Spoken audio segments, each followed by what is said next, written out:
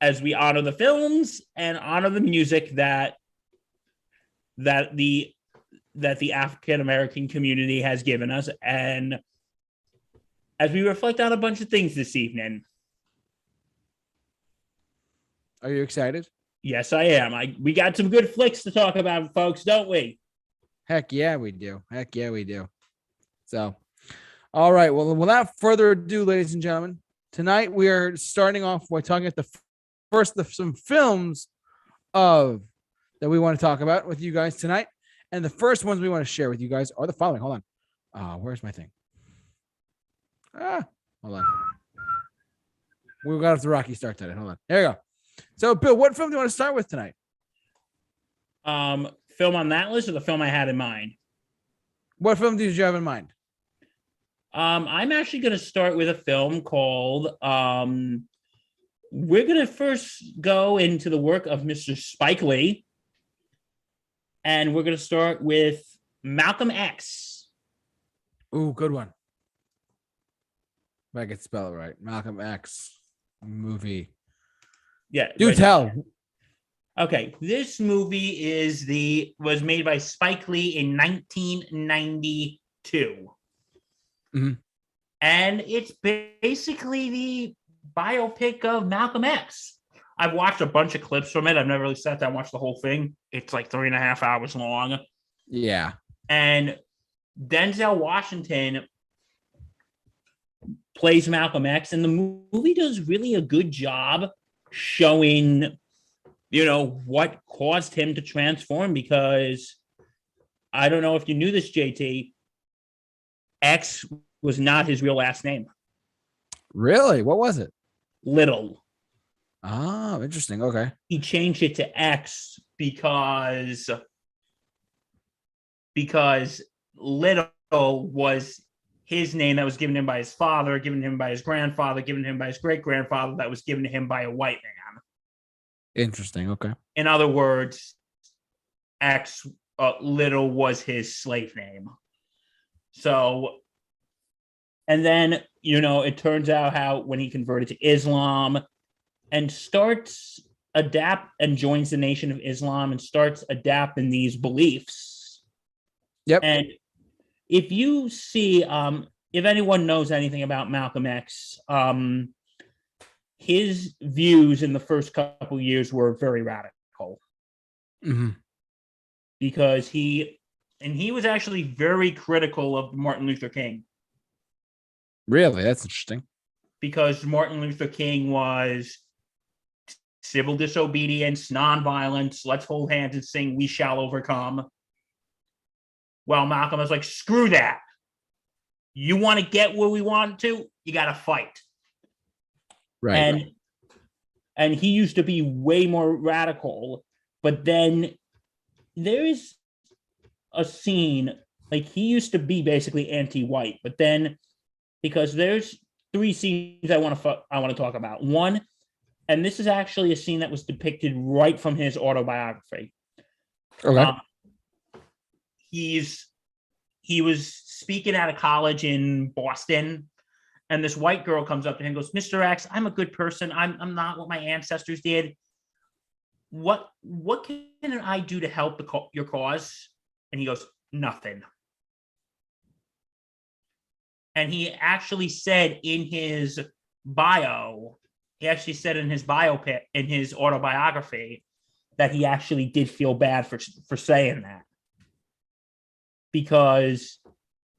But then when later on he went to Mecca, because he went to the Hajj, and he saw that he was praying and drinking cups with white people, and that's when his views started to soften a little bit. Right. And he runs into another woman at a hotel, and this is her words, directly her words. Yeah. She says, "What can I as a white person do to help the Negro cause?" And he said, "Well, it starts in the home, and we got to build a community together to fight racism. And if you're a good person, which I know you are, that's how we can defeat racism." And it shows that his views have that his views had softened over the years. And if anybody knows the history, he leads the Nation of Islam. Elijah Muhammad is not exactly thrilled, and he gets assassinated. And at the end, they're actually showing him talking to school children.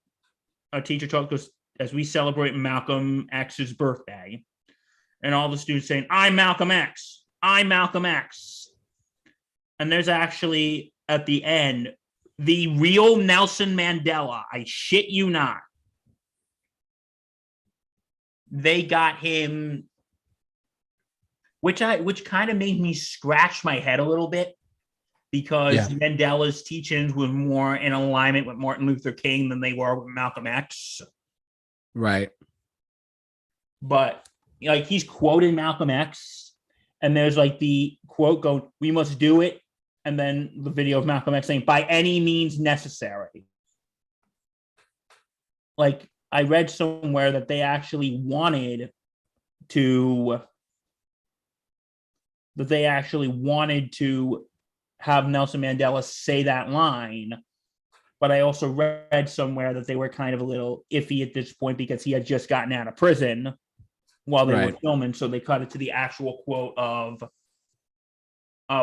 Martin Luther King, of Nelson Mandela saying that Malcolm X quote.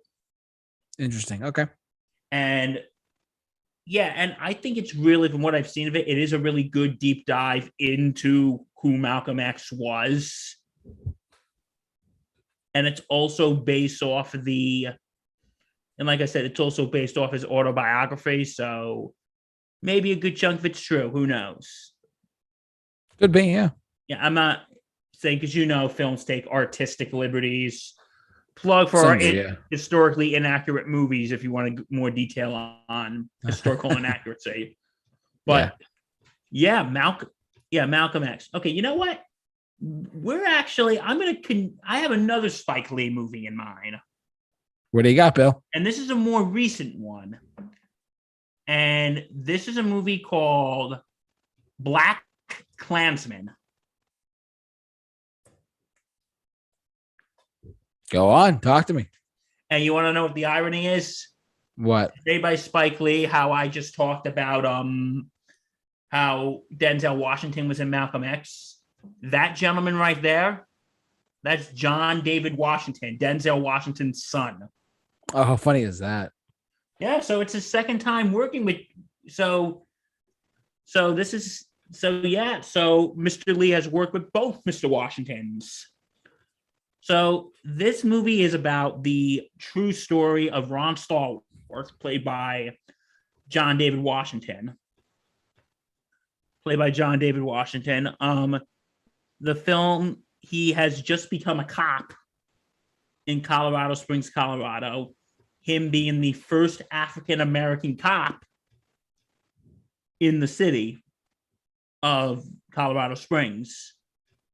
And he infiltrates, he tries to infiltrate the Ku Klux Klan, in which their leader, David Duke, who is played by Topher Grace. Yeah, non-Venom Topher Grace, by the way. And the film is Stallworth's partner, Flip, who is played by Adam Driver. Yes, Kylo Ren. Damn, this is like Nerd Central. You got Venom, you got Kylo Ren. Yeah, who'd have thought? You got Venom, you got Kylo. Who else? So, John David Washington.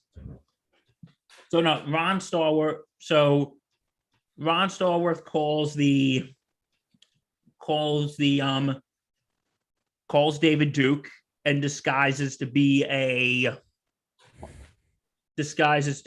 white person. So he has Adam Driver go in his place, and they go to this Klans meetings, and he's about to be inducted into, and Adam Driver's character is about to be inducted as a member of the KKK under John David Washington's character's name. And I think it kind of has like that 70s feel. And by the way, this is based on a true story. It has sort of like that 70s feel, and it's sort of like a tribute to the black exploitation films of the 1970s.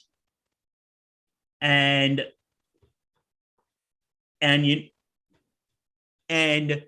what I really like about this movie is the acting's really good. And plus, I like how they dig into the different philosophies. Like, for instance, Ron's girlfriend in the film, Patrice, she's going more into the Black Power movement, and while Ron Stallworth is taking the more Martin Luther King approach, as wants to assimilate among white people, because he always wanted to be a cop. And you could see like the two worlds there, and it's really interesting. Then you have on the other side of the coin, you have David Duke, played by Topher Grace, and this guy named Felix, and you kind of have the same thing there. Topher Grace's David Duke is trying to make the Klan more mainstream. Yeah, and you know what? Just a quick side note. David Duke said that this film was out to make him look bad. I'm like, dude, you're the freaking leader of the Ku Klux Klan. We can make a movie about you saving puppies, and people will still think you're a horrible human being.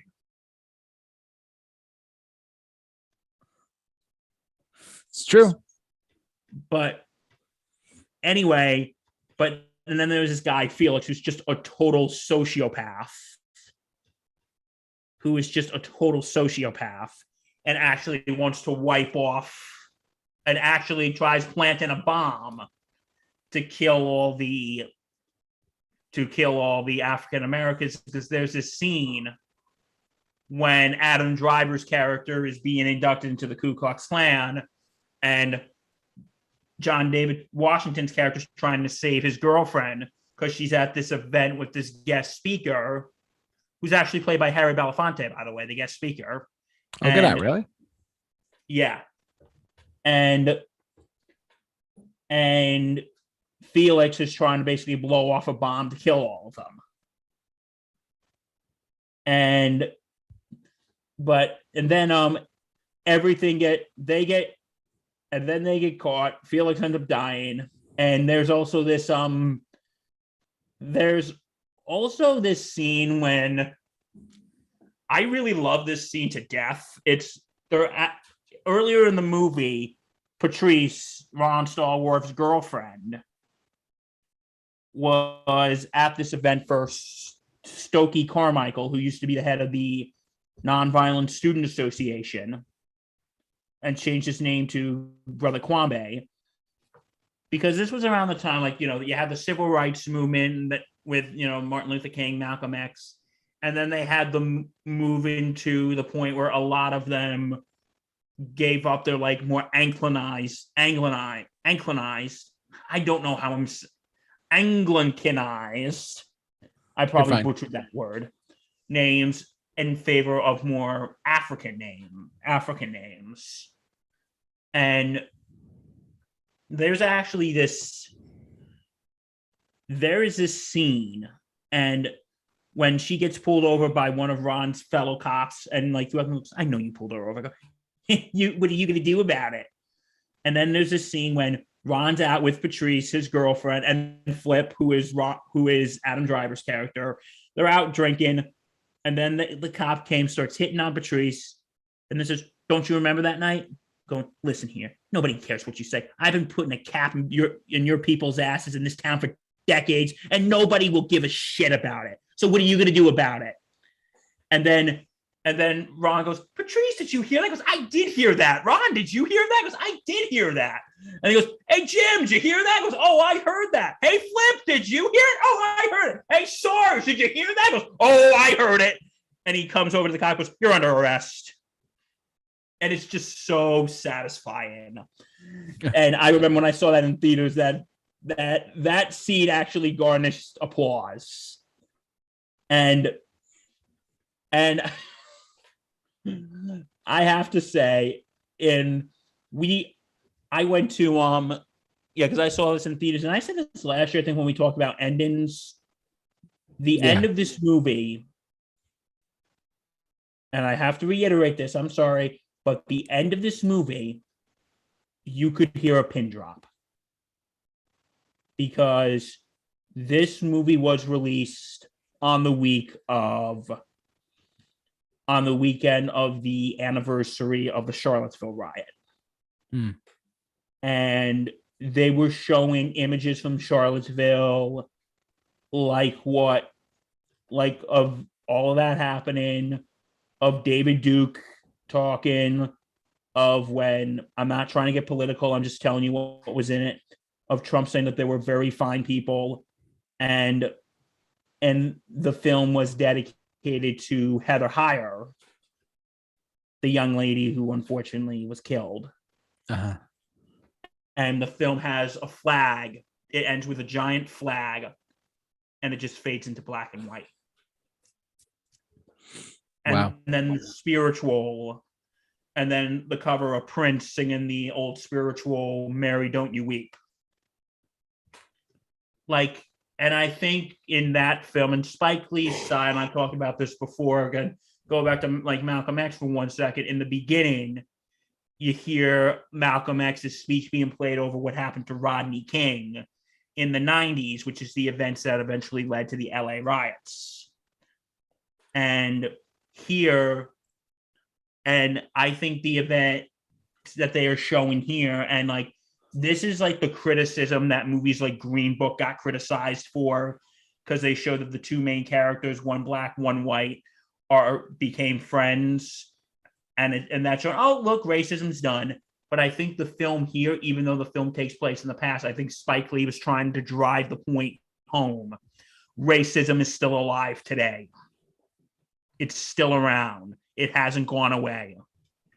And because I told you, when I saw this movie and the film was over, you could hear a pin drop. It was dead quiet. It was absolutely dead quiet. And these are the only two Spike Lee movies I've really even seen. But this, I haven't seen Do the Right Thing. Go ahead, hate me for it. But these movies really do speak to all this. Okay, now moving on to a somewhat lighter tone. Which one? And this is in dedication to the late great Chadwick Boseman, 42. Great movie.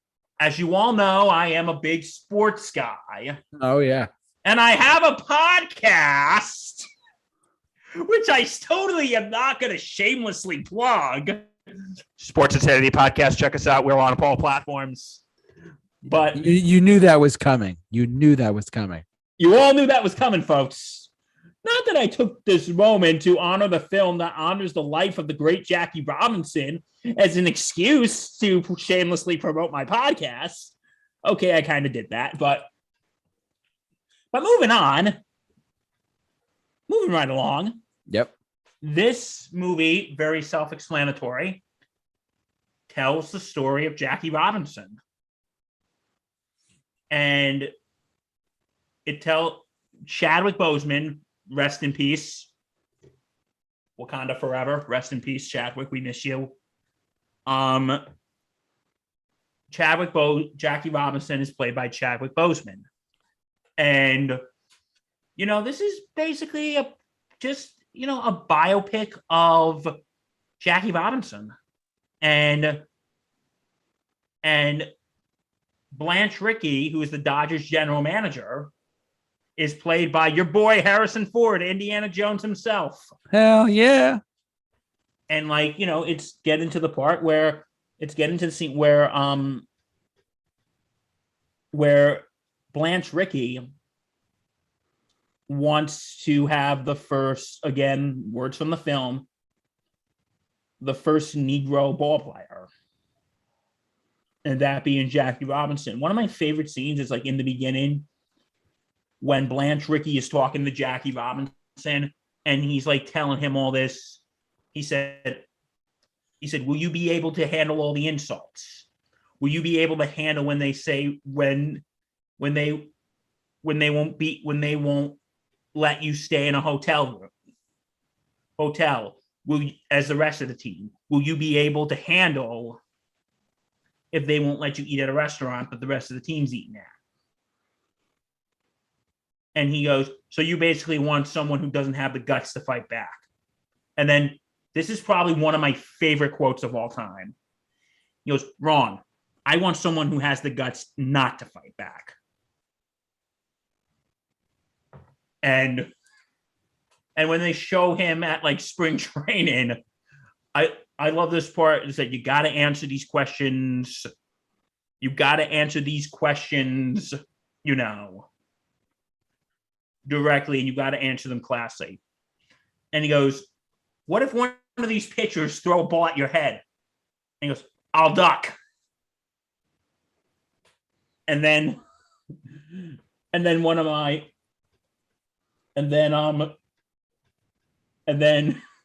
they go, is this about politics? Or it's about getting paid. And then, about getting paid. What a disgrace is that? And like, here's a true part. The Brooklyn Dodgers, when they heard Jackie Robinson was coming, a lot of them signed a petition to have him not play, say, we will not play on the same field as him. You've seen the movie, right, JT? I have to get on it. No, they basically said, we will not let Jackie Robinson play baseball with us. And they signed a petition. Yeah.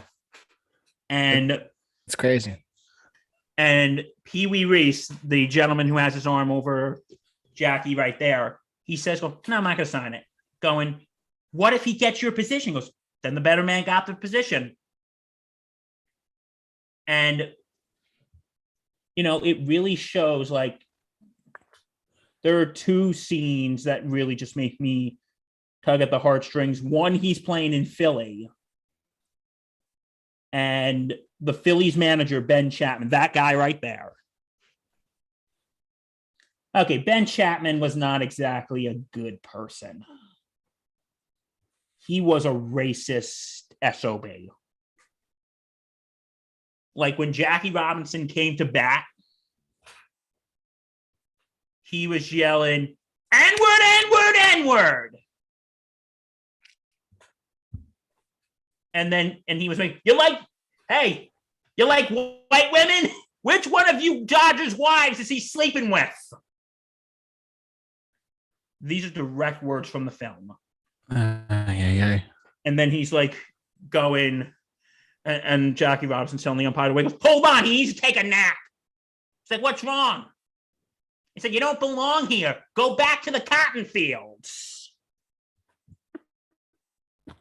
And Jackie Robinson runs into the dugout, and his wife's like, baby, just look at me. Just look at me. He runs into that tunnel when there's nobody there, takes a bat. Okay, this didn't really happen. This was dramatized, and just smashes it against the wall because he's so angry. And Blanche Rickey comes to comfort him, console him, and say, you can hit, you can get on base, you can score some goddamn runs. He said, you're going to do it? He goes, I need another bat. Got it.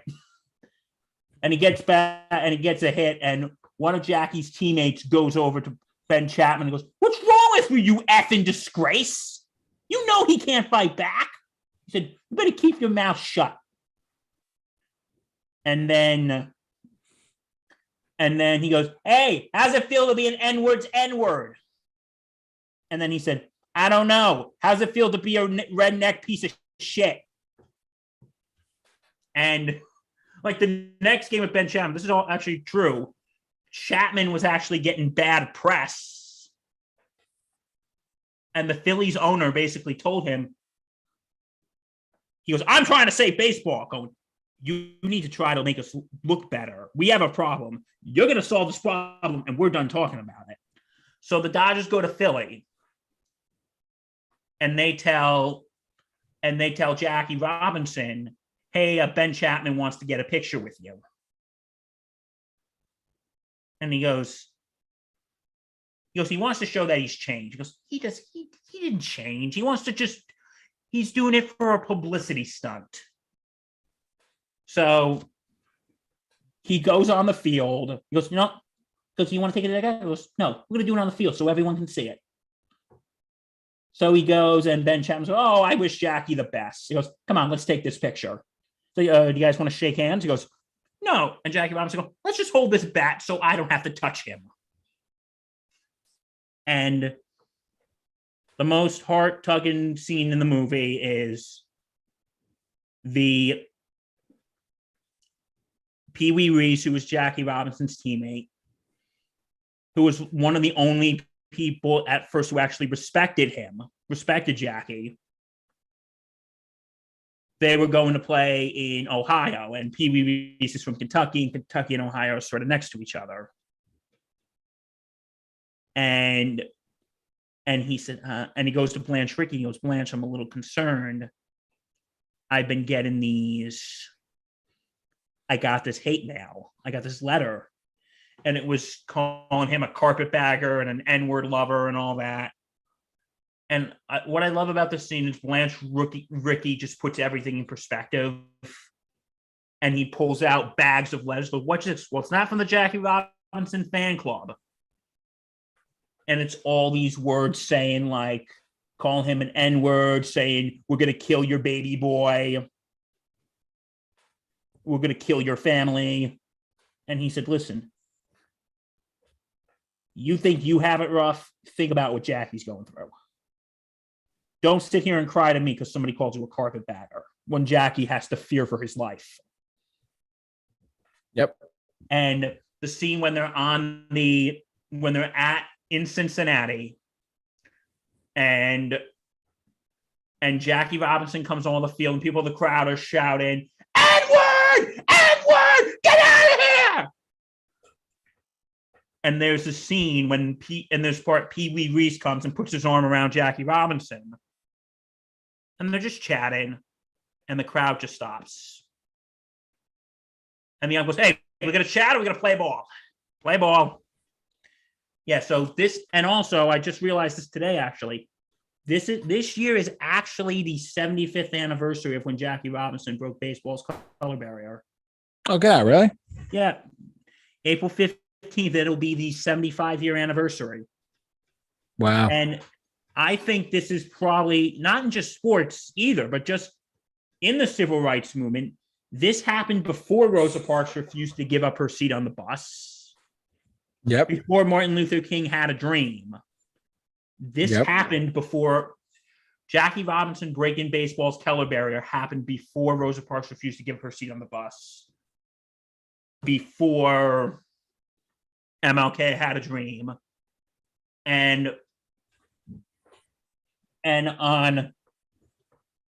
it's just, this film just really made me tear up because this was a man who really opened doors, not just for the African American community, but also for other groups in baseball. Like Blanche Rickey was the one who found Jackie Robinson, who actually literally found, who eventually picked up Roberto Clemente, who was the first Latino player in baseball.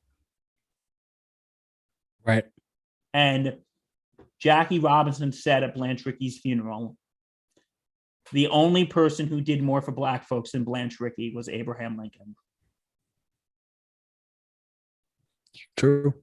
So Jackie Robinson compared Blanche Rickey to Abraham Lincoln. And this film, I'll be honest, I cried a few times because it really shows you what the struggle he went through. Yeah. Okay, my next one, and this might be my last one. I don't know. My next one is, and this is a movie that just got released last year. It's called Judas and the Black Messiah.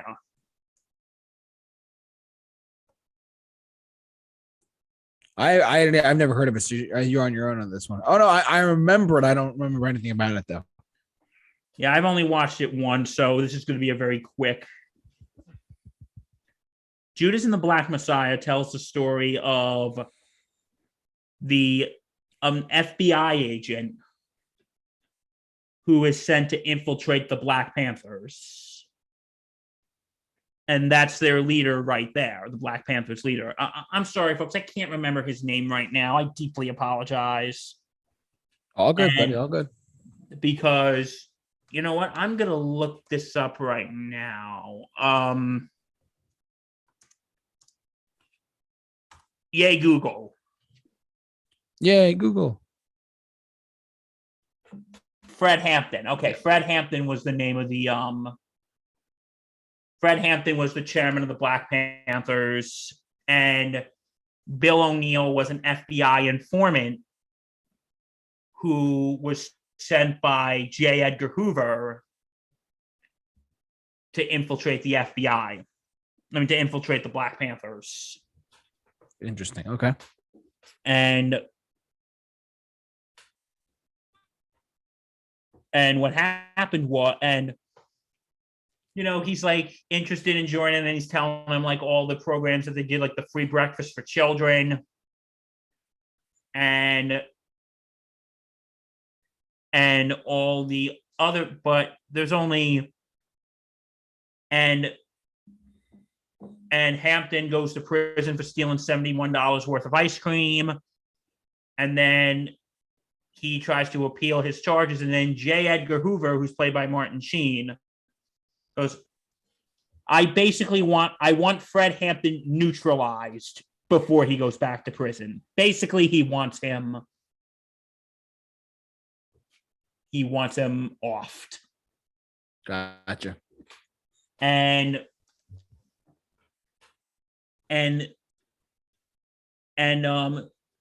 come to think about it, it kind of takes it's kind of a form of the passion once you think about it, the story of Christ's crucifixion. Because when you think about it, Fred Hampton is Jesus, Bill O'Neill is Judas, and Martin Sheen is Caiaphas, and J. Edgar Hoover is Caiaphas. And he basically wants Bill O'Neill to portray Fred Hampton, and Fred Hampton does end up getting killed. And also Bill O'Neill, his role, and yeah, so Fred Hampton was killed in 1968. Bill O'Neill, who was the FBI agent who infiltrated everything, he was. Oh, and also another thing, comparing it to the Passion story, Bill O'Neill is arrested in 1968 after arresting a car, and while posing as a federal officer, and he is approached by the FBI, who offers to have O'Neill's charges dropped if he works undercover. So that's basically the 20 pieces of silver that Caiaphas promises Judas if he betrays Jesus. And yeah, a lot of biblical analogies here. But anyway, what happened to Bill O'Neill? He was in the Federal Witness Protection Program. He was in the Federal Witness Protection Program after his role was revealed in 1973. Hampton was killed in 69, not 68. My apologies. You're good. And he was in the reveal for 11 years. And then in 1984, he secretly returned to Chicago. And then in 1989, he was interviewed for a documentary about everything, because they do show parts of the interview. But sadly, he didn't get to see it because Bill O'Neill killed himself on January 15th, 1990. And the episode aired a month after his death. So, yeah, I remember watching it. It was a really intense film. And Daniel, I hope I'm saying this right, Kaluuya actually played Fred Hampton, and he did an amazing job. Mm-hmm. He actually ended up winning the Academy Award for Best Supporting Actor. Not bad. So, not too bad. I really did enjoy this film. And it is really interesting learning about the Black Panthers and everything. It's a good film. Yeah, do you have any Black History Month films to talk about? Offhand, I mean, I was thinking about it. I to be honest, I'm not too familiar with a lot of them, so I really don't have much to say on them. But I do respect, because a lot of the films that we're talking about tonight are in support of Black History Month, and because these are good. I haven't a lot of them I haven't seen, but I do know a little bit about like Selma or other stuff like that. Yeah, as I've only seen parts of Selma, so okay, all right. Well, I will say from what I've seen in Selma, I like how they do make Martin Luther King more humanized. They don't really like romanticize him. Yeah. And they make him seem like, what if this march is for nothing? And I really do like that song Glory by John Legend and Common. That's a good one. Which won an Oscar for Best Original Song. But anyway, I think those are my. I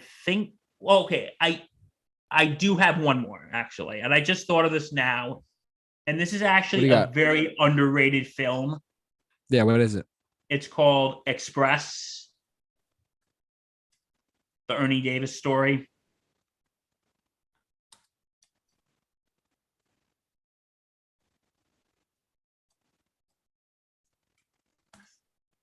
Sorry, I got to pull up. Yeah, another sports film, folks. Sorry. With Chadwick Boseman or no? No, I forgot who's in it. Oh, I forget too. No, I think it is. I've seen this movie once. It tells the story of Ernie Davis. Okay. Who played for Syracuse. Nice. And he was one of the few Black players who was playing at Syracuse at the time. And he was also the first African American to win the Heisman Trophy. Wow. Which is college football's biggest honor. And like before that, like there's all, because they were playing a game in Texas for the national championship. And they end up winning. And if anybody knows anything about Texas at the time, this is when they were segregated. Yeah. And after the game, the coach comes and says, well, they are having a reception for us at this club, but unfortunately, 3 members of our team, including the MVP, can't go. And then one of them, I love this scene because they're like, I heard Texas has good barbecue. And they end up just going to this barbecue place and having dinner. in a place where Ernie Davis and the two others are allowed. And it was just shown that their team is like, you know what? Let's go as a team. Screw that big fancy reception. Let's go celebrate with our teammates. Nice. And like I said, Ernie Davis was the first African American to win a Heisman Trophy. And here's a fun thing. They show this in the movie. After he wins the Heisman Trophy, because when you walk down that hall, please. So he's walking down with two people, and they're saying somebody wants to congratulate you. Mm-hmm. And the person is, I'll tell you who it is in a second. And he goes, I just had to be here for this. Congratulations, Mr. Davis. Mr. Davis's response, thank you, Mr. President. That was President Kennedy. Wow. President Kennedy literally came to congratulate Ernie Davis. That tells you something right there. And also, and Ernie Davis, here's a interesting fact. His number, he was drafted by the Cleveland Browns, but unfortunately, he never got to play for them. Oh, that's a shame. Because he was diagnosed with leukemia. Oh, man. So he couldn't play. He did play. He was on the field with one game. And here's an interesting fact to impress your friends with. Yeah. He is the only person to have his number retired in the NFL who never played a professional game. Wow. This has been Random Facts with Bill. Random Facts with Bill. Ow! And oh yeah, this has been Random Facts with Bill. And sadly on May 18th, 1963, at the age of 23, Ernie Davis passed away. Yeah. And the end of the movie, because in the movie, some magazine asked him to write like some piece about his life story. And, you know, like at the end, you can hear him narrating. It goes, you know, people want to know what my life was like. You know, it's hard at 23 to tell everybody what your life story is when you haven't lived a full life. Yeah, it's true. And he's like just telling us, I'm so grateful for my teammates, my coaches, and everyone. And it shows him mailing that entrance to the magazine, him walking away from the mailbox, and then it shows Ernie Davis died on May 18th, 1963 at the age of 23. And yeah, I think I wanted to bring this up because this is someone who I think when we think about African Americans in sports, we think about Jackie Robinson. We don't really think about Ernie Davis. Like not too many people really talk about him. And it's a real shame because, again, he was the first African American to win the Heisman Trophy. Yeah. And yeah, I've only seen this movie once, but I do remember it. And I should watch it again sometime. It's pretty good. I've never seen it, but I should definitely check it out. So yeah. So those are my films. Sorry you had to sit here and listen to me give a doctoral thesis. You're fine, buddy. You're fine. So Bill and I, so just full disclosure, everyone. Bill and I were discussing what exactly we were going to talk about tonight as far as films and what other things we wanted to talk about to celebrate Black History Month right here on the Super Review Show. And one of the things that I was mentioning to Bill, or I forget if Bill mentioned to me or I mentioned, but whatever, the topic came up of what type of music we should talk about. Because let's face it, a majority of music you hear on the radio is Black influenced music, whether you like it or not. I mean, some people side with rock and roll, some people side with hip hop. They're both from the same thing. So it doesn't really matter what you think, because in reality, the only quote unquote white music is country music. So it's a country western. And that's from like, people playing guitar and whatnot. But like, what I want to talk about tonight, Bill gave his doctoral thesis on stuff. I want to talk about some stuff that I personally came up with tonight for us to talk about. And then Bill can chime in whatever he wants to talk about. But we're not going to go into the huge doctoral thesis side of things, but I want to just mention to a lot of people how a lot of music is based on the blues. Bill, chime in whenever you're ready. But basically, guys, for those of you who are wondering, either watching or listening to us, hear me out for a sec. I want to touch on some, because we're Black History Month. I believe it's an important time, not just February, but just in general, to appreciate what this community of people or this type of people have brought, not just to America but to the world. I mean, if you go to any sort of, there's different kinds of music everywhere, and a lot of it is, people of color driven music. So I want to start off talking tonight about the blues, and these are just some suggested artists. If you want to get into these artists, by all means, go. If you're listening to us on Spotify as a podcast, just go on your phone and take your notes out and listen to and list a couple of these artists that you should get into based on different genres. And now I have two specific types of genres. I have the blues, and I have a record company title called Motown. And Bill's going to chime in with that in a minute. I know he will. But I want to talk about a little bit about the blues. I want to start off with a guy named Robert Johnson. He was basically, for those of you who don't know, full disclosure, this guy died in 1930. I'm forgetting off the top of my head, but he died in 1938. He was born in 1911. He is very, very old. Why is he still relevant today? Well, because he is the founding member. He is a founding guitarist of the blues.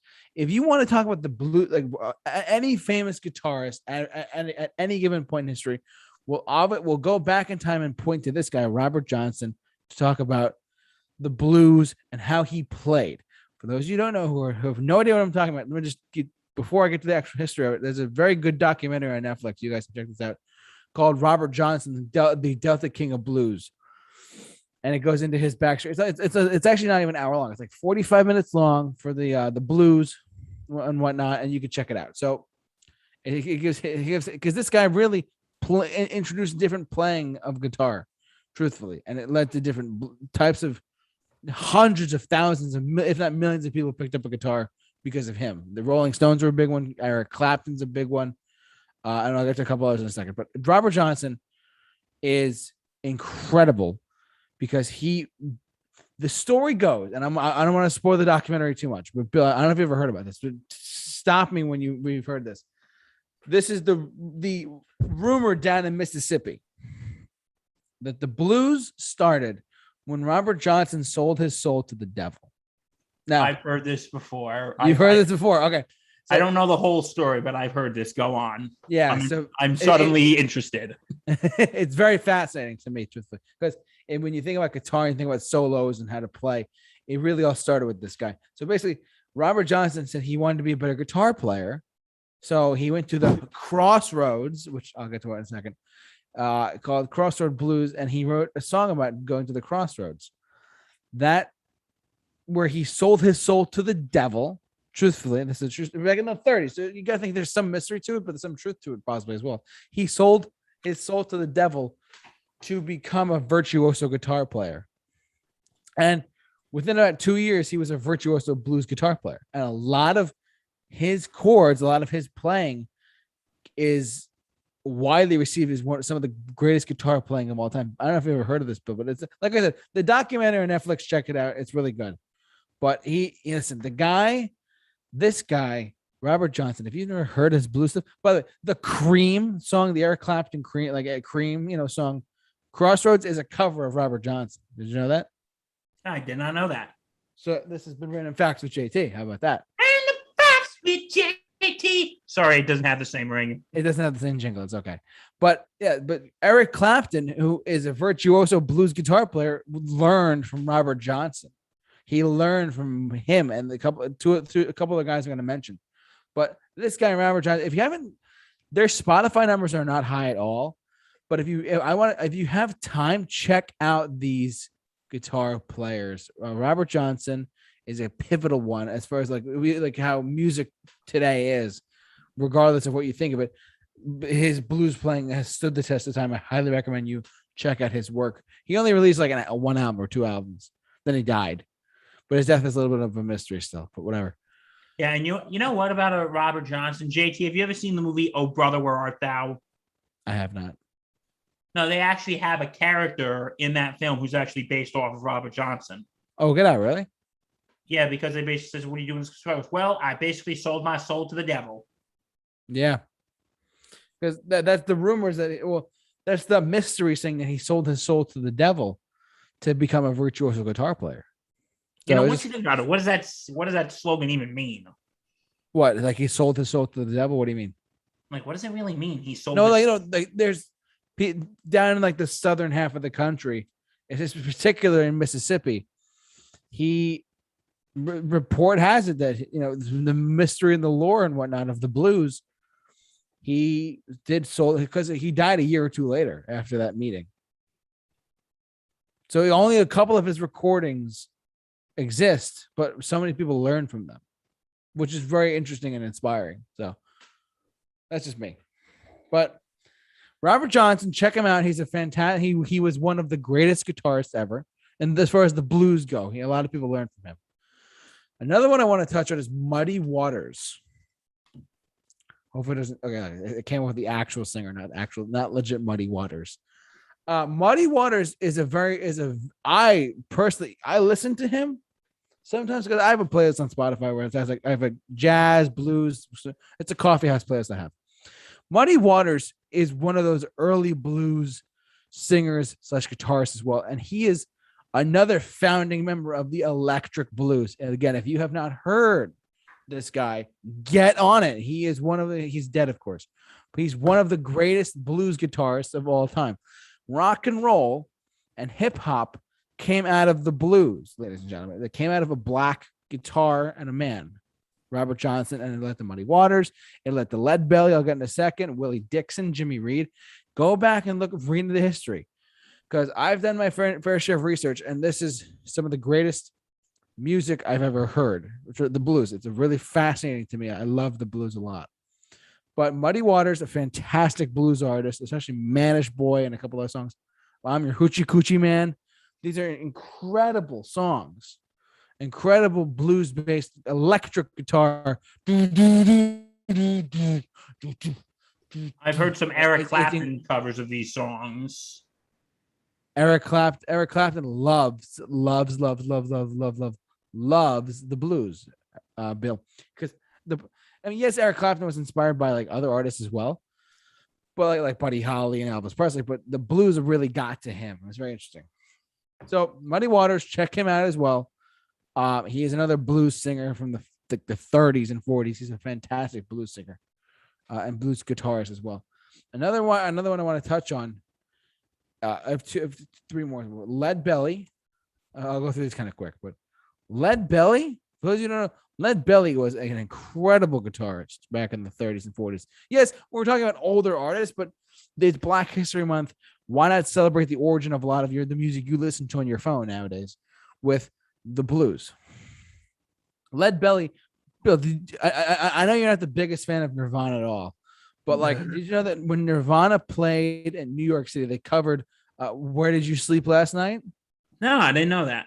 That's a Lead Belly song. A lot of people think that Nirvana just wrote that. No. Kurt Cobain did not. He covered a Lead Belly blues song, signifying to me he had a knowledge of the blues as well, which I thought was interesting. So I'm sure he did. I think look, Lead Belly, he had another song called Cotton Fields. Like the song titles were about like of the time, but the playing of the instruments still stand the test of time. So that's just something for you. Lead Belly is another one. Another one I like personally, and I'm because I told you guys, for those who don't know me, I love all kinds of music. I don't just listen to what's on Hits 1 on XM or whatever. It's the hot stuff. I try and diversify myself. So Willie Dixon, not Willie Nelson, Willie Dixon is a brilliant. He was a brilliant blues guitarist as well. Fantastic guy. He again, these artists I'm listening here are primarily the Delta blues artists from the time back in the 40s and 50s, because these musicians carried over to white artists such as Elvis Presley, Buddy Holly, and on top of that, it led to the British invasion with a lot of British artists picking up the blues. The blues was a big changing point in American and musical history. True. Willie Dixon's another one, and the last one I want to mention is Jimmy Reed. This was the Rolling Stones love Jimmy Reed. Like Keith Richards and Mick Jagger have gone on record and said Jimmy Reed was one of the greatest, blues guitarists we've ever heard. Like they love the Rolling Stones. You have to understand, they love the blues. They're the blues-based rock band, and I can't get enough. They actually started off as a blues cover band. Correct me if I'm wrong. That is correct. And because people forget how even early Chuck Berry Chuck Berry got a lot of his stuff from these artists. Truthfully, he electrified it and turned it into rock and roll, which was something new at the time. But Jimmy Reed, what a guy! Fantastic blues players. So that's a little bit of stuff for the blues. If you're not familiar with the blues, there's 5 artists you can get on and check out now, because I think that these are great. The blues is a fantastic genre to get into. A lot of good stuff overall. Highly recommend you check out these guys. Bill. Yes. Are you ready for some Motown music? You're damn right I am. And just letting you guys know, I already did this ahead of time, but in the description of this video. So if you're listening to us on Spotify, if you go to our YouTube channel and you go on this video link, in the description of this video are 2 links of 2 interviews by a YouTube channel I really like called Raised on Radio. Raised on Radio is a British YouTube channel that broadcasts interviews from different artists of all genres of music from the UK, truthfully. And it's not all contemporary. Like, it's a lot of older artists, like some up and coming bands and stuff. It's really cool. But one of the things they had was an hour-long interview with people who knew Berry Gordy. Berry Gordy, again, this is Black History Month. We're going to talk about it. Berry Gordy is the founder of Motown music. He's just got inducted into the Kennedy Centers this year. Do you know that? He got inducted into the Kennedy Center Honors this year. You know that, right? Oh, he did? Yeah, this guy. For those of you who don't know who Berry Gordy is, do yourself a favor and research this guy. He is the founder of Motown. So when you hear Motown this and Motown, this is the guy who founded. The guy was a genius. One of the greatest music labels ever. Unfortunately, he sold in the mid 80s, but he was a pioneer of the record company business. And this guy did so much incredible work. He's 90, I think now. I forget, but he's still kicking. He signed the Four Tops. He signed the Supremes, Marvin Gaye, the Temptations. I think he signed Kool and the Gang as well. We're talking about that era of music, ladies and gentlemen. And he is fantastic. Listen, his goal was to create Black music that would appeal to a white world. What in reality he did was he made the best Black music ever. In my humble opinion, he definitely did that. He definitely created music that appeals to not just people that are Black or white. He made music that appeals to everyone. And he did that with the Four Tops, the Temptations, the Supremes, James Brown and his famous Flames, Sam Cooke, Marvin Gaye. Come on. Good. All of them. Sam and Dave. Hold on. I'm coming. Come on. This is great stuff. So if you're not familiar with Berry Gordy, there's an interview in the description of the video below. You guys check that out. Number 1. Number 2, and we'll get to, I'll start off with this artist, Marvin Gaye. Oh, nice. We're going to start off with Marvin Gaye. One of the best voices of all time. Marvin Gaye. No, not the third. Sorry, Google screwed that up. Marvin Gaye. He was a rule breaker. I will give him that, because there's been at first. I loved him so much in the early in the 60s when he did Ain't No Mountain High Enough. He was singing How Sweet It Is to Be Loved by You. He was singing a bunch of like Motown pop hits for the most part, and whatnot. He a brilliant, brilliant, brilliant artist. But however, he changed in 1973, and this is very relevant to today, especially for Black History Month, if those of you are wondering. Marvin Gaye wrote a song called What's Going On. Oh, one of my favorite songs, by the way. I love it too. It's a fantastic song. Marvin Gaye wrote a song called What's Going On, and the album is fantastic. If you have not heard this record, stop listening to us right now and get on this now. This will be on YouTube later. Go listen to Marvin Gaye. Yes. Marvin Gaye is brilliant. Unfortunately he was assassinated and shot in the 80s, which was he left us way by his own father too. I know. That is a horrifying story. That's a horrifying, scary thought. But the guy pioneered so much. The story goes that when Marvin Gaye was putting out What's Going On in 1973, he made this record. At the time, Motown was not political. Motown was not at all, because the Vietnam War was going on. There was a lot of stuff happening in the United States, and Marvin Gaye, truthfully, made a protest record. That's what this run is. He turned. Ripping off the image here, he turned worry into faith. Marvin Gaye's What's Going On is a pivotal album in American history. Truthfully, 1973. So the old story goes that Marvin says to Barry Gordy says, if we're gonna put out What's Going On, here's the thing.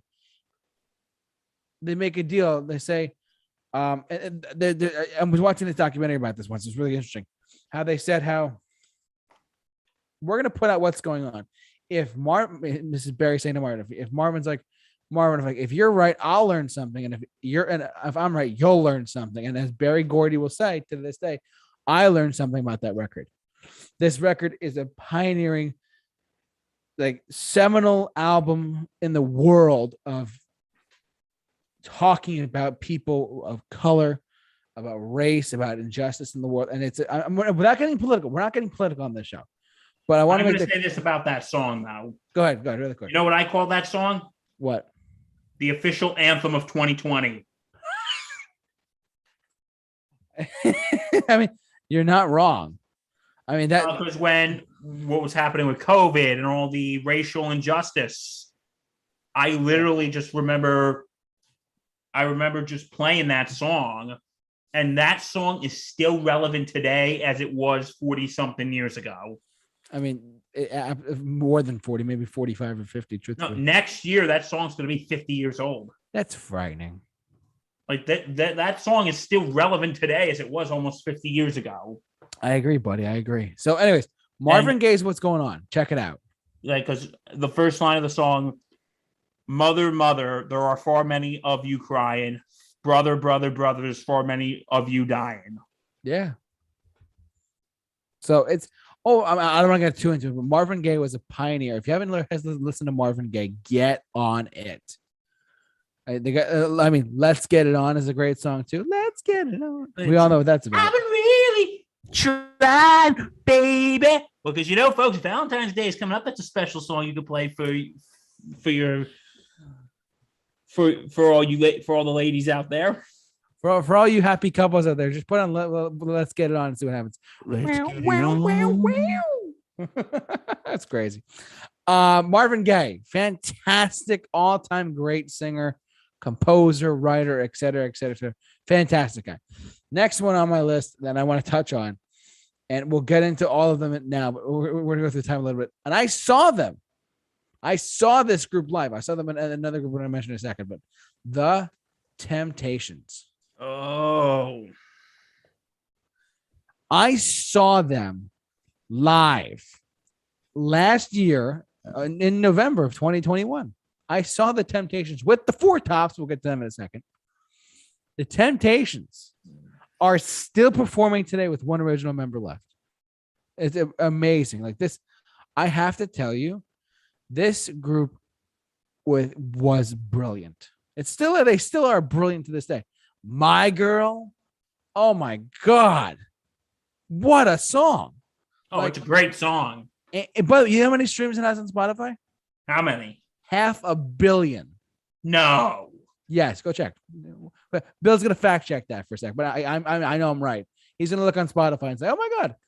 Like, kid you not, My Girl has nearly 500 million streams on Spotify. It's insane, and that shows you how this music has lasted so long, and so much time. But the Temptations, I did see them live, and they put on a show, man. They are incredible performers. Otis Williams he turned 80 on Halloween last year. The dude is an awesome performer. I was floored by their performance, and their music is timeless.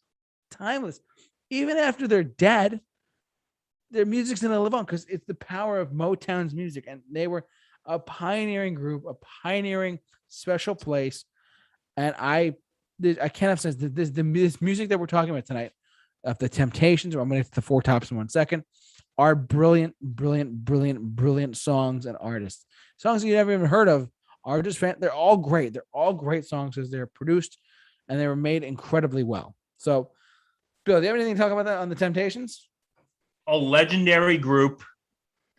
My favorite Temptation songs. I really do like My Girl, but I'm gonna have to say my favorite one is "Ain't Too Proud to Beg." Of course. Ain't too proud to beg, sweet darling. Please don't leave me, girl. Don't you go. And yeah, but no, like they are all of the Temptations, the Four Tops, they really made music. And they really did the legendary. But you know what the shame about all these Motown artists is? What? Something terrible happened. They got white people to cover their music. Unfortunately, that's the unfortunate reality. Because they wanted to make the songs they wanted to make them more friendly for wider audiences. Like, have you ever heard the the Little Richard song "Tutti Frutti"? Tutti Frutti. Yeah, I know what it's about though. Yeah. Tutti Frutti. Have you ever heard the Pat Boone version of that song? No, I haven't. Tutti Frutti, oh Ruby, Tutti Frutti. So this is what happens, folks. White people come and ruin it. Yes, it's unfortunate. White. Yeah. But no, like, but you know what? I just want to say in general, wait, so there's only one original member left? Otis Williams, the founding member, is the only one left. Because the rest of them are deceased, right? Yeah. The actual other original members are all passed away. But I saw Otis. He killed it. How old is he? He's 80. He's 80 years old. And he still got it? He has still got those moves, man. Oof. That's something to do. Like, I saw them live with the Four Tops, which we're going to get into in 1 second. The Four Tops and the Temptations did a tour together. I couldn't believe what I was watching. And also, this just shows you how music is universal and diverse. There was such a diverse crowd there at this show. I was about to ask, were you the youngest one there? I was actually one of the youngest. There was a couple my age in front of me. I was like, all right, good for you guys. But I was like the second youngest person there. I mean, like a lot of the ages vary from 40 to 70. But it was really such an underrated show. If you have not seen the Temptations of the Four Tops and they are coming near you, go see them. They're still touring. There's still a couple of original members left. They're that good live. Otis Williams doesn't look 80, but he is 80. It's crazy. And he still rocks and rolls, huh? He still swings, and it's crazy. And they did the dance. Go look up live footage of them on YouTube. They're so good. All right. The Four Tops. Sugar pie, honey bunch. Come on. Let's go, man. You know that I love you. I can't help myself. Bruh. This group is another one of those legendary Motown groups. And I saw them live as well. Like with the Temptations. It was a co-headlining. They killed it. Their original member is 85. Their original lead, one of their lead singers is 85 years old. Yes, I have old taste, but that's okay. The guy, Levi Stubbs, is dead, unfortunately. But this group was incredible live. I was floored by how incredible these two groups were. I was thoroughly over the moon impressed. And their music is timeless. If you put on Sugar Pie Honey Bunch, I can't help myself. You're going to dance. You're going to dance. You're going to have a good time. It's just incredible music. Incredible, timeless music. Not cheesy. It's really good music. It's just timeless. Bill, you got any comments for the Four Tops? My favorite Four Tops song is, I'm going to have to say, it's Baby, I Need Your Loving. Baby, I need your loving. Oh, yeah. To have all your loving. I'm a big fan of that one. Obviously, Sugar by Honey Bunch. Another one I like is I'll Be There. Reach out. I'll be there. Have you ever seen this from the and we'll probably talk about this a little bit if you want, but yeah, because there's another thing of this program I just thought of. In 1983, when they did the Motown 25th anniversary special. Yeah. Oh yeah. They had both the Four Tops and the Temptations on stage together.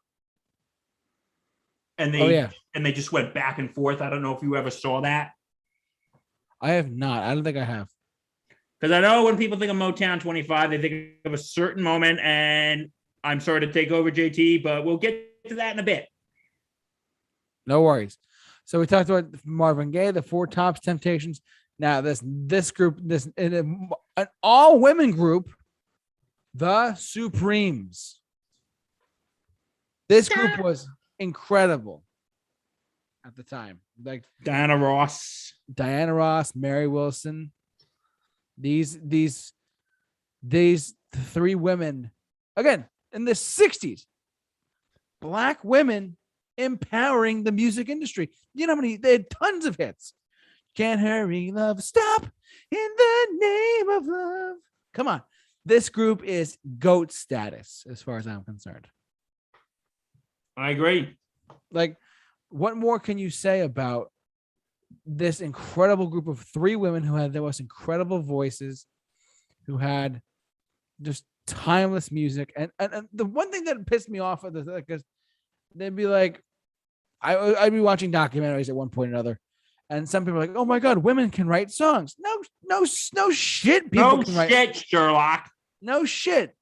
All right, like women. If you look at the music, the sheet music for "You Can't Hurry Love" or "Stop in the Name of Love," these are "Baby Love." These are songs written by women, Black women. Sick and tired of people critiquing stuff like this. Like literally, you can listen. I'm gonna just say this full disclosure. If you're out there listening to us, you can do whatever you want. You have full reign. You're a powerful person. Do whatever you want. Don't let anyone put you down. That's my 2 cents for the day. But the Supremes, an incredible sounding group. Absolutely. Diana Ross, Mary Wilson, and like the three of these women are fantastic. Timeless music. Like the moment you hear it, you start dancing. Phil Collins covered "You Can't Hurry Love." Come on. So that's another one for you. I got a couple more that I want to touch on, and Bill's going to chime in on a couple of them too. But James Brown and the Famous Flames. Do you feel good? I feel good. Good as I should. This one. You want to talk about one of the greatest performers of all time? You want to talk about one of the greatest all-time GOAT performers in the music industry? You want to talk about incredible songs and just fun, incredible lyrics and songs? James Brown and the Famous Flames.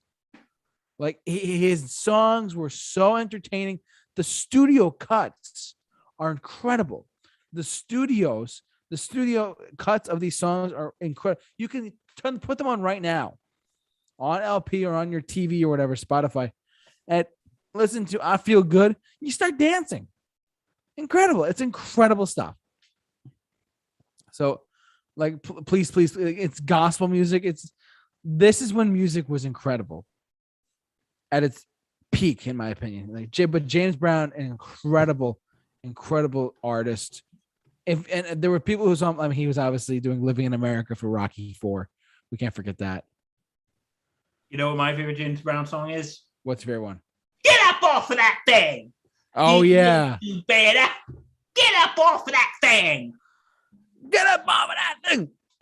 Because you know where I remember it from? It was actually from a very forgotten animated movie called Robots. I remember Robots. And when one of the characters is playing like this trumpet thing, and David Spade's character is like, well, there goes our happy ending. And then Robin Williams' character is like, no, man, it's a fusion of jazz and funk. It's called junk. And then do. Get up off of that thing. Use the makes you better. It's incredible. And look, Get up off of that thing. There's footage of him on YouTube. You can check him out. He was a true performer. He actually gave Mick Jagger a lot of his moves. And I heard stories that he had the tightest band, like as far as like the most locked in band. He had one of the tightest bands on the planet, apparently, which I thought was interesting. Did we touch on? No, we didn't. All right, I want Bill to take over this one for a second, but Sam Cooke. Okay, before I begin on Sam Cooke, yeah, I want to dedicate this to someone. And this is to our very dear friend, Matt Hemsley! Matt Hemsley, shout out to you. Good. Because this is one of his favorite artists. He told me. So, Matt, buddy, this one's for you. Sam Cooke, his music is absolutely just timeless. He's got the songs that you want to get up and dance to, like Twisting the Night Away. Oh, so good. Twisting, everybody's feeling great. They're twisting the night away. You twisting the night away, JT? Probably in a little while. It's getting late.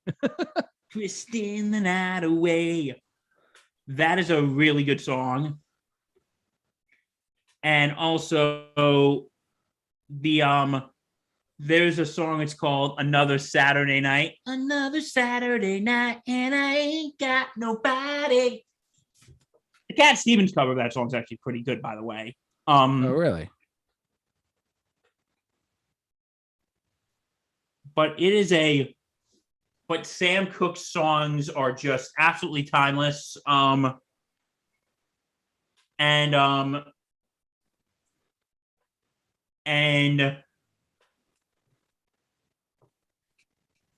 God, I'm sorry, I'm drawing a blank here, buddy. No worries. Yeah, song Wonderful World, not to be confused with Louis Armstrong's What a Wonderful World, not to be confused with that. Nope. But don't know much about history. That one. Yeah, I know which one. Yeah. And also this is a song that really makes you think. It's called A Change Is Gonna Come. Yep. That's a good one. And the song, I know it has some sort of inspiration. Hold on. I need to fact check this. Fact check with Bill. Fact check with Bill, folks. Here we go. The song was actually inspired by a lot of his events. And it was most prominently when he and his entourage were turned away from a whites-only motel in Louisiana. And he felt compelled to write a song that spoke to his struggle and those around him. And it became and this song is, and you know what song it was what inspired it? What song? Blown in the Wind by Bob Dylan. Oh, God, really? Yeah. Like this became a really popular, like I said, this became an anthem during the civil rights movement. I could see why. And one of my favorite lines in the song going, "It's been too hard living, but I'm afraid to die because I don't know what awaits for me beyond the sky." Going, "It's been a long time coming, but I know a change is going to come." And just that is just absolute. I think that really just sums up everything with the civil rights movement and everything. I agree. Absolutely. It's absolutely fantastic.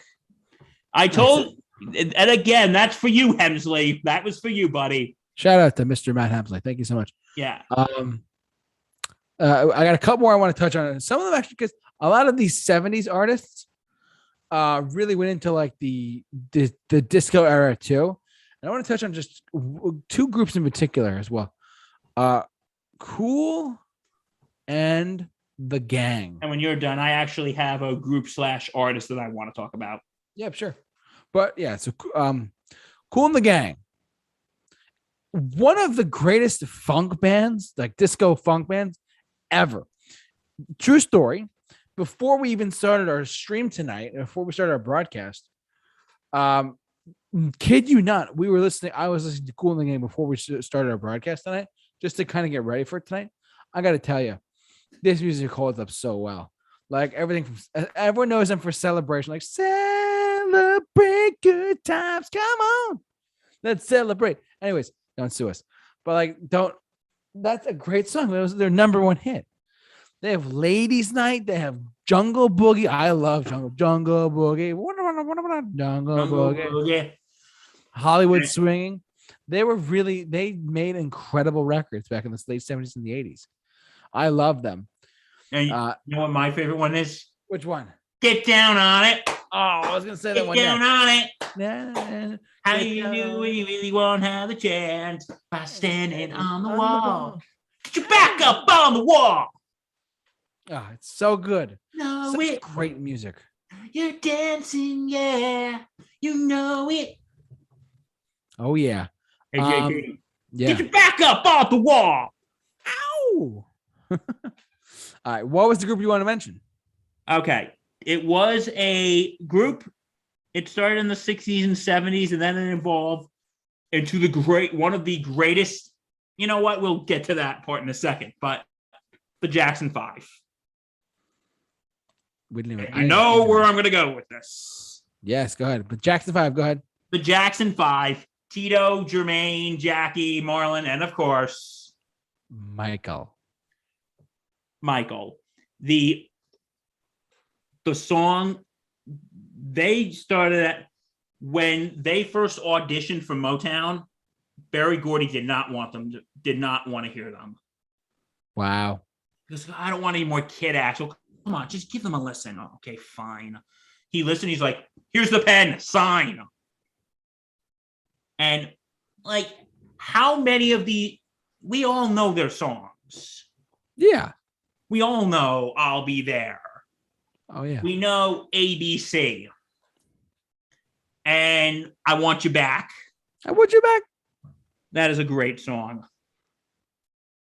But the Jackson 5. Don't worry, we're getting to him in a second, I promise. But the Jackson 5, their music was absolutely, it's just really fun to listen to. And it just really makes you want to get up and dance.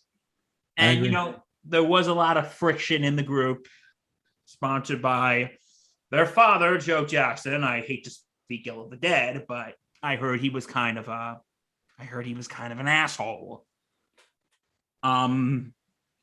Yeah, like there was actually a thing that yeah, like did you know Jermaine Jackson actually married Berry Gordy's daughter? I didn't know that. That's crazy. This has been another edition of Random Facts with Bill. Random Facts with Bill. But yeah, they went on from 1960s to 1980 to 1970 something. And then came, you know, we got to talk about him. We have to. The king of pop, Michael Jackson. Now, listen, before I go on, I just want to say, put all the weird shit aside, all the weird things in his personal life, and the Finding Neverland documentary. Listen, it has its. Listen, he did some shit that he really shouldn't have done. But you know what? As an artist, he was the freaking king of pop. And Thriller is the best selling album of all time. Yep. And with Thriller, which we see every holiday, Thriller. Yeah. Every holiday. Every Halloween. Beat It, which is probably one of my two favorite Michael Jackson songs. We'll get to the other one in a second. With a guitar solo by the late great Eddie Van Halen. Eddie, we miss you. Yes. And what else? And also I brought up Motown's 25th anniversary. I got to bring this up. The moment that took everyone by storm. First, they wanted the Jacksons to reunite. Right. On stage. And Michael first said, no, I'll just sit in the audience. He goes, come on, no, I want you all back. I said, okay, Mr. Gordy, on one condition. You give me a solo slot. Okay, done. And then came the minutes that everybody just dropped their jaws. The moment he did the moonwalk. The moonwalk. During Billie Jean. Iconic. Mm-hmm. That is like one of the most iconic moments in music history. Oh, yeah. That is one of the most iconic moments in music history. And when he did that, everybody was just like, and yeah. And then moving on past Thriller, his album Bad. And that which comes to my other favorite Michael Jackson song on there. Bad? Well, no. Oh. But I got to tell you this. JT, who's bad? Well, I mean. Smooth Criminal. Oh, yeah. I for some reason, I thought you were going to say Man in the Mirror, but that's me. No. I really like that one, too. That's in my top 5. Man in the Mirror is a really good one. And that part I really love in the song. I'm looking at the man in the mirror. I'm asking him to make a change. And no message. If you want to make the world a better place, and no message can be clear. If you want to make the world a better place, take a look at yourself and make a change. Oh, yeah. But Smooth Criminal, that music video is freaking amazing. Ow!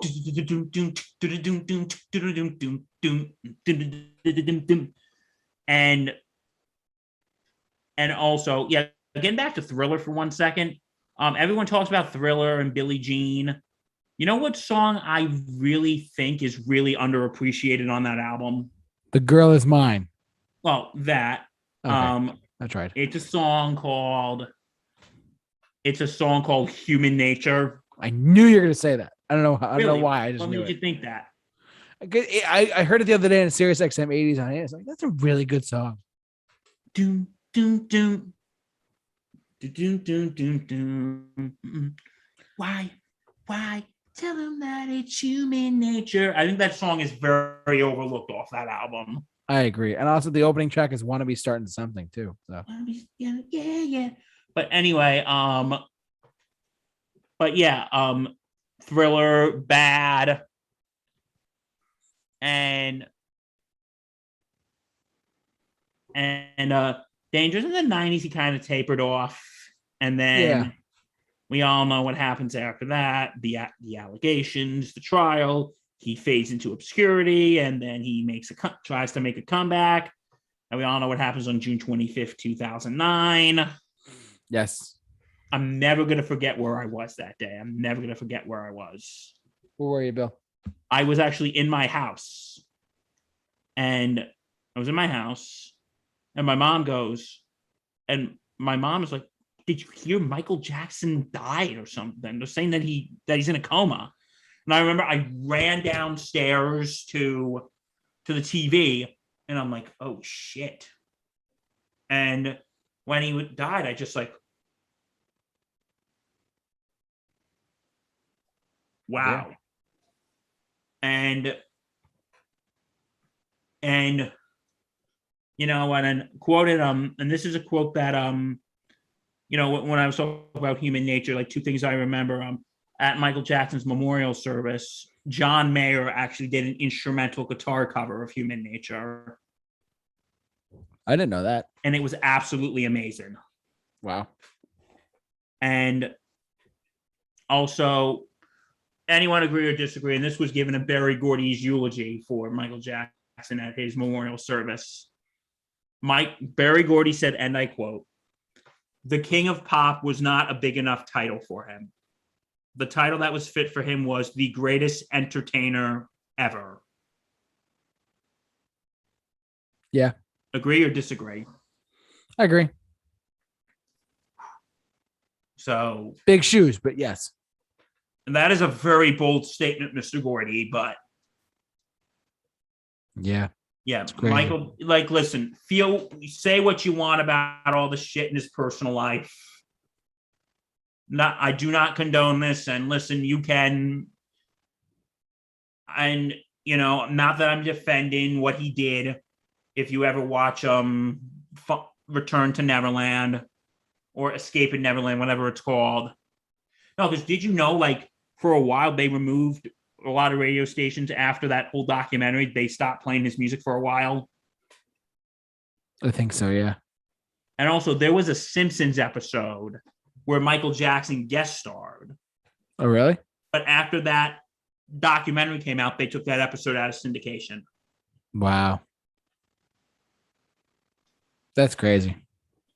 So yeah. Yeah, so say what you want about him, but he is no doubt probably in the top 10, if not the top 5 of greatest entertainers of all time. I agree. And I will fight anyone who debates me on that. All right, moving on. I have 2 more picks if you want. Let's hear them. Let's talk about Prince. Ooh, good one. I mean, can we talk about like one of the greatest guitar players of all time too? Yep. With Prince. Like people actually, I feel like people overlook him quite a bit. Like, no, I would not say he's underrated per se, because I mean his music is still played on the radio, like When Doves Cry, 1999, whatever. What a guy though. So like he was such a quiet individual in the private life, but he was such a brilliant musician. Brilliant musician. Like if you actually go back and study a lot of his work, even the Batman soundtrack, I mean, we can't forget that. But like the guy, yeah, it's really sad, but I actually got into him after he died. Really? I didn't really, well, I wasn't too familiar with his work until after he died, which is very unfortunate. But I personally, the dude was nuts on guitar. He was one of the greatest guitarists ever. Like there's a video, if you can find this video online, it's great. It's a video of him playing with Jeff Lynne, Tom Petty. It's when George Harrison got inducted into the Rock and Roll Hall of Fame. I think in 2002, 3, I forget. But Prince played the guitar solo on While My Guitar Gently Weeps. And he ripped it apart. Oh my God. There's that one video is incredible of him just doing that solo. Look, you want to talk about what musical geniuses? Prince was a musical genius. And his funk, soul, pop music, it was incredible. I also heard, and this is true, you can look this up online, guys. Rolling Stone magazine in 2012, so 10 years ago, they made a list of the 50 best live acts to go see right now. Back in 2012. So what was number one, Bill? What was what? 2012, 10 years ago. Rolling Stone magazine releases an article saying that these are the top 50 acts to go see right now. And Prince was number one. Prince was number 2. Oh, who's number one? Springsteen was number 1. Bet you're happy about that. I agree with that, but I never saw Prince, so I can't testify. But the list went like the top 3 or 4 went like this. It was Bruce Springsteen and the E Street Band, Prince, the Rolling Stones, and I believe the next one was like Jay-Z. I don't know. I thought that was very like that's 2012, but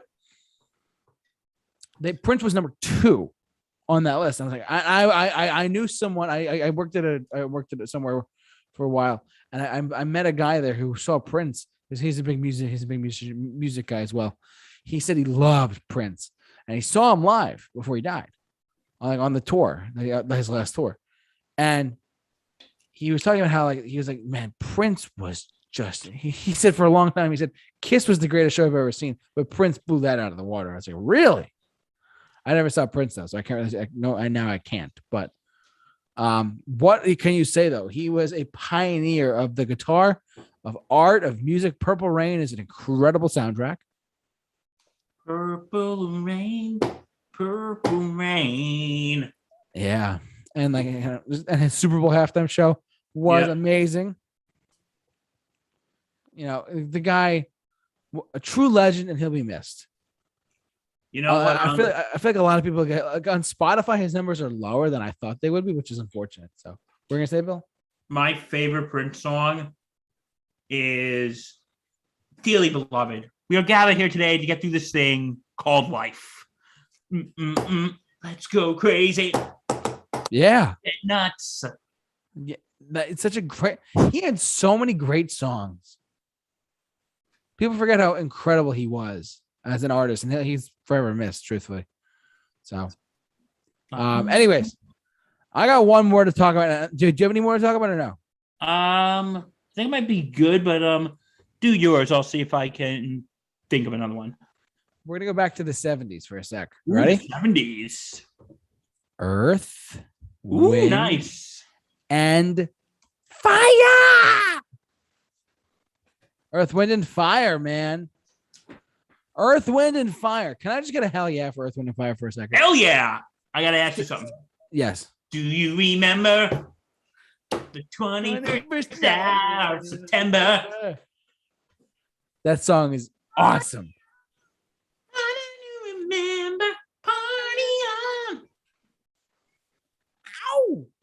Oh, so good. Earth, Wind, and Fire, Bill. One of the greatest soul bands ever. And obviously we cannot forget September. I mean, September is like everyone knows like the Badia in that part. But like that's just an incredible song. I love Earth, Wind, and Fire. I want to see them later this year. They're touring too. Nice. We might have to go. You and me. We'll go see Earth, Wind, and Fire together. I think we should. We should. We gotta go party on. Party on. We'll see them and we'll have a body moment. That'd be awesome.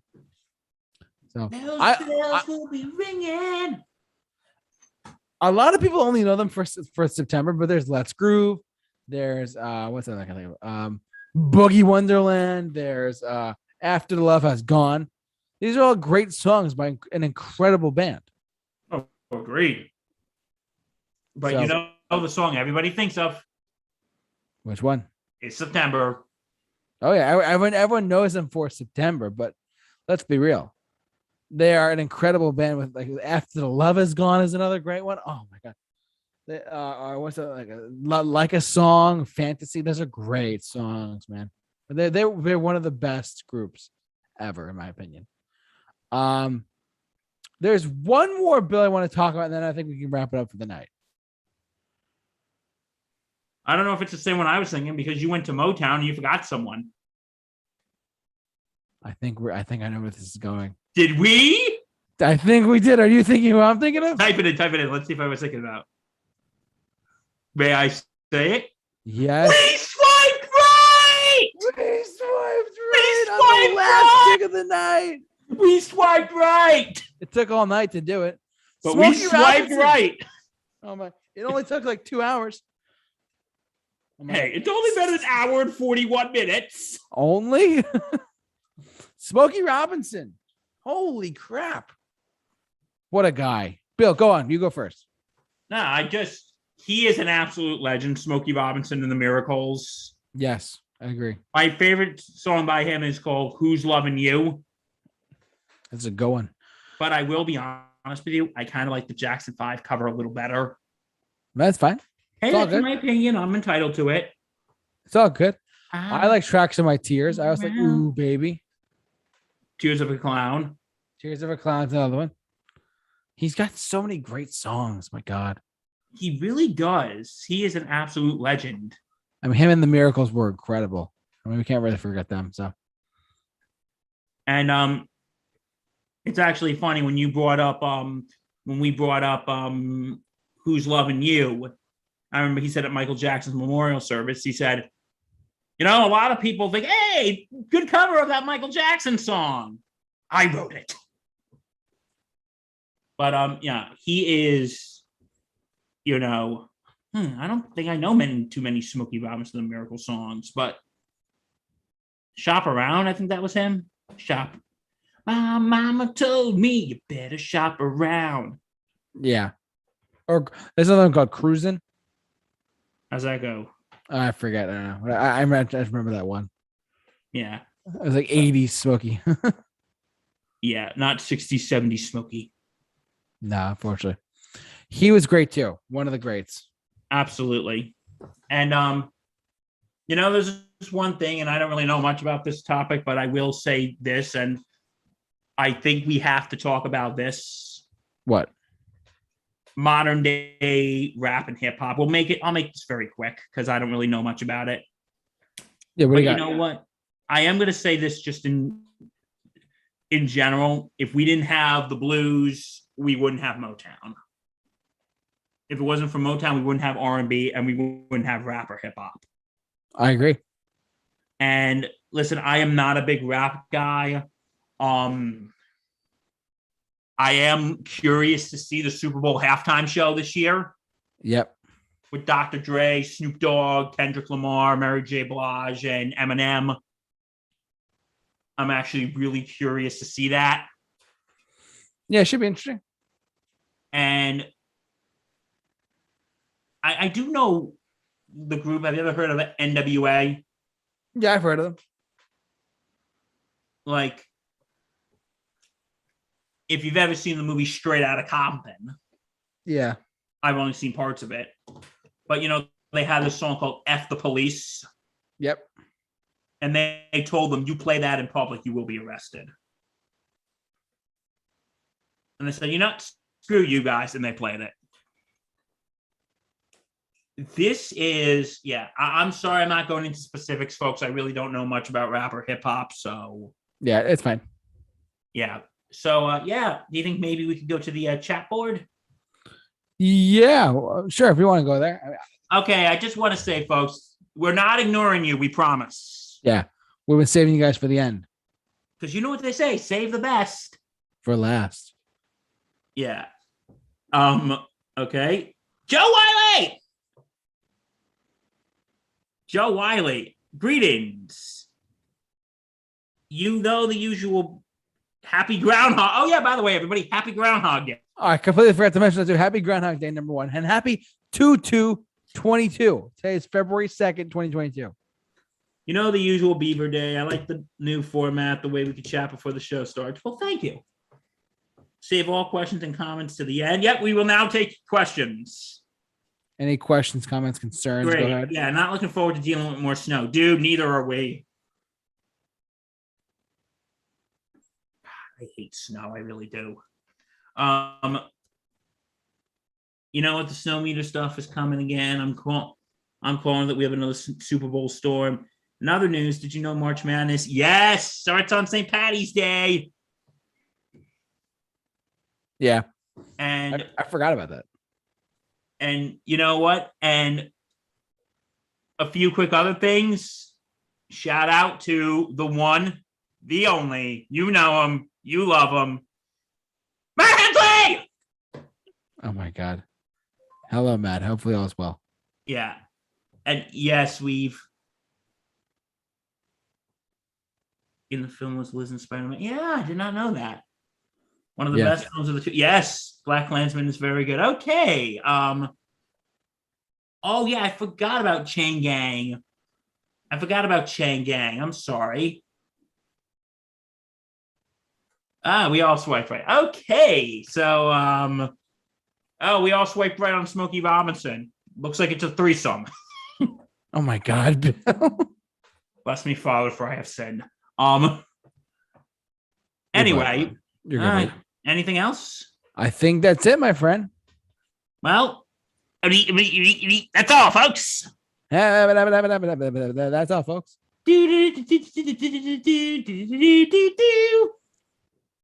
All right, so JT. Well, that's going to do it for us tonight, ladies and gentlemen. Thank you so much for watching, listening, however you streamed us tonight. I hope you enjoyed yourselves tonight. And thank you so much for participating as well. You guys are outstanding. We love what you guys do with us, but also is what you have to say. Jump down in the comment section below. Share this video, share this podcast. However you enjoyed us tonight. Hopefully you guys can do well, and we'll talk to you guys soon. I want to thank the good man, Bill Murphy, as always, for joining me. Thank you for having me. Thank you very much, my friend. Of course, my friend. Plus, don't forget to check out the Sports Insanity podcast. And this Monday, we are doing our 100th episode. Hell yeah. We're in triple digits now, boy. World, whatever. You're doing great. And also, keep an eye around. We're going to be doing, not this Sunday, next Sunday, we're going to be doing our Super Bowl show. So please just check us out. Yeah. Then I have to tell you, they do. I've gone on record before. After the Sports Insanity Network, they do incredible stuff over there regarding all things sports. Tune in every day or what? Well, we put out new episodes usually like Thursday or Friday. So tune in tomorrow to them. They're great. Yeah. Your YouTube show. We might do our Sunday show this week. This is like that weird week between conference championship week and Super Bowl week. So yeah. So okay. Anyway, guess that's our show for the evening. Yep. Thank you so much for watching and listening. However you enjoyed us tonight. We'll see you guys next week with another episode of Big Spig.